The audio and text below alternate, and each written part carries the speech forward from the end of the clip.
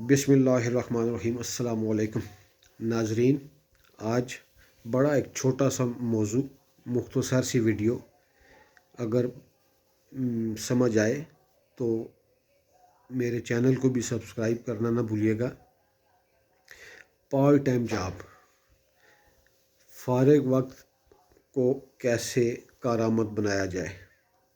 گھر میں 3-4 افراد موجود ہوں تو شام 4 بجے سے لے کر رات 10 بجے تک آپ سب مل کر کون سا ایسا کام کر سکتے ہیں، کوئی چیز بنا سکتے ہیں، کوئی پروڈکٹ بنا سکتے ہیں جس کو مارکیٹ کریں، یا ہول سیل